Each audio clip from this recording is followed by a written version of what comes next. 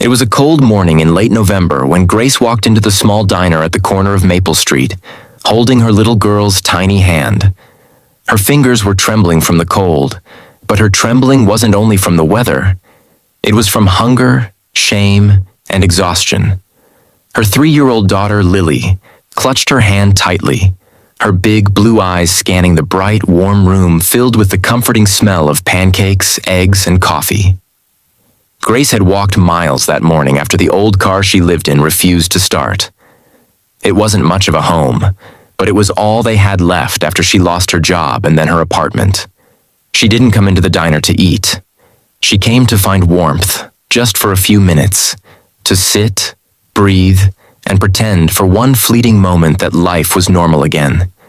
She had a few coins in her pocket, not enough to buy even a cup of coffee. But she hoped no one would notice her long enough to ask her to leave. Grace sat Lily at the farthest corner booth, close to the door, her eyes darting nervously at the waitress, who seemed too busy to care. Lily's cheeks were red from the wind, and her little pink sweater was worn thin, but her face glowed with the innocent wonder only a child could still have after hardship. If you believe that kindness and second chances can change lives, please take a second to like this video, share it with others, and subscribe to the channel. Your small gesture might inspire someone else to make a big difference today. As they sat there, Grace tried to distract Lily with soft words about imaginary pancakes and warm syrup, telling her maybe one day they would have breakfast here together. But Lily's gaze drifted, landing on a man sitting just a few tables away. He looked out of place in that small-town diner. A clean-cut man in his mid-30s, wearing a dark coat over a pressed shirt. His name was Daniel Hart, and though his life looked polished from the outside, inside he was quietly broken. A year ago, his wife had died in a car accident, leaving him alone and hollow. He hadn't slept properly since that night, and most mornings he came to this diner not for food, but because the silence in his house was too loud. Daniel noticed them only when Lily's soft blue eyes met his. She wasn't smiling. She wasn't asking for anything. She was just staring at his plate, the steaming pancakes, the scrambled eggs, the bacon glistening under the morning light. It was a look no child should ever wear, a look of hunger too familiar for her age. Grace noticed and quickly pulled her daughter's hand. "Come on, sweetheart," she whispered, her voice trembling as she stood. She didn't want anyone's pity, especially not from a stranger. They'd been looked down on enough already, by landlords, by people who thought homelessness was a choice, and by those who believed kindness had an expiration date. She turned to leave quietly, keeping her head low, praying to slip out unnoticed. But Daniel saw her. He saw the worn-out shoes on her feet, the trembling in her hand, and the little girl's eyes still fixed on his plate. Something inside him, something long buried under grief, stirred. He couldn't look away. Without thinking, he called the waitress over and asked for 2 extra plates. Grace was almost at the door when the waitress's voice stopped her. "Ma'am," the gentleman over there said, "breakfast is on him if you'd like to sit." Grace froze. Her face burned with humiliation. She wanted to say no. But then she felt Lily's small hand tighten around hers, felt the way her daughter's body shivered. Slowly, she turned around.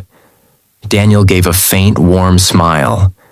Not the kind of smile that demanded anything in return, but one that said, "It's okay." They sat down.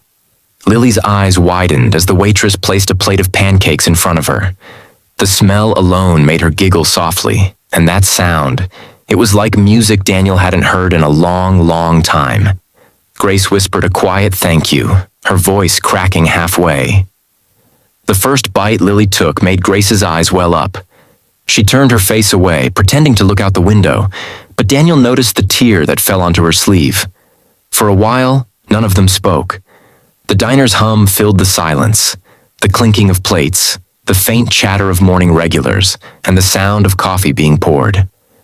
As Lily ate, Daniel watched her with a soft ache in his heart. She reminded him of his late wife, Emma, The way she'd always fed stray cats outside their door. The way she believed everyone deserved kindness no matter what. He used to tell her she was too soft for this world. Now he realized maybe the world needed more people like her. When breakfast was over, Grace tried to insist on paying, fumbling with the few coins in her pocket. Daniel gently shook his head. "It's already taken care of," he said. His tone was calm but firm, not pitying. Grace looked down, ashamed, but grateful. As she gathered Lily's coat, Daniel noticed the old car parked outside. He could tell from one glance that it hadn't run in a long time. Without hesitation, he followed them out, offering to help. Grace refused at first, but when the car wouldn't start after several tries, she gave in. Daniel rolled up his sleeves and worked silently, his hands steady, his face calm. When the engine finally coughed to life, Lily clapped her tiny hands, squealing with joy. Grace's smile, fragile and rare, appeared for the first time. It wasn't a smile of comfort. It was one of disbelief, the kind people wear when they can't remember the last time someone cared. She thanked him quietly. Daniel handed her a small folded note before stepping back. "In case you ever need anything," he said. That note had his number and an address. Grace hesitated before taking it, unsure if she'd ever use it. But that night, as rain poured over the car they slept in, she opened it again, her fingers trembling. She wasn't sure what made her do it, desperation, faith, or the memory of that morning. But she called. Daniel answered instantly. Within an hour, he was there, standing outside the car with a large umbrella and 2 paper bags of food. He didn't ask questions. He didn't lecture. He simply opened the passenger door and said softly, "You both shouldn't be out here tonight." That night, he took them to a small guest house he owned behind his late parents' farmhouse. It was clean, warm, and filled with the faint scent of fresh bread. Grace cried silently after Lily fell asleep in a real bed for the first time in weeks. Daniel stood outside the door, listening to the soft rhythm of a child's peaceful breathing, a sound he hadn't heard since Emma passed. Something inside him healed that night. Days turned into weeks. Grace found small ways to repay his kindness, helping around the farmhouse, washing dishes, cleaning the porch. Daniel never asked her to. But every morning, he found fresh coffee waiting for him, and a drawing from Lily taped to the refrigerator. Stick figures of Mr. Daniel holding her hand. Over time, their pain became the bridge between them. Daniel learned how Grace lost her job after the company shut down, how she had no family left, and how she tried to keep her daughter's hope alive when she had none left herself. Grace learned that Daniel's quietness came from grief, not arrogance, and that behind his polite smile was a heart still learning how to beat again. Winter melted into spring, and the world around them softened. Lily began calling Daniel Uncle Dan. Sometimes when she'd fall asleep on the porch, Grace would catch Daniel looking at her with the same gentle warmth he once had for his late wife. Neither of them spoke about it, but both felt it. Months later, Grace found a new job at a nearby elementary school cafeteria, and Daniel helped her get her car fixed for good. She started to believe again, not just in life, but in the idea that good people still existed. One evening, as the sun dipped behind the hills, Daniel came home to find Grace and Lily baking cookies in the kitchen.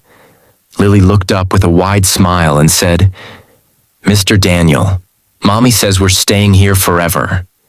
Grace froze for a second, embarrassed, but Daniel only smiled. He looked at them both, the woman who had taught him to live again, and the child who had unknowingly healed his heart, and said softly, "I'd like that." That night, they ate dinner together at the same diner where it all began. The same booth, the same warm lights. Only this time, Grace didn't try to leave quietly. She laughed, Lily giggled, and Daniel's heart, once shattered, felt whole again. If this story touched your heart, please like, share, and subscribe to the channel. Let this story remind you that kindness costs nothing but can mean everything. Special request? Comment below. Kindness still exists. If you believe that one act of compassion can change a life forever. And as the diner lights flickered softly over them, Daniel realized something profound. Sometimes, God doesn't answer prayers through miracles. He answers them through people. Grace and Lily were his answer, and he was theirs.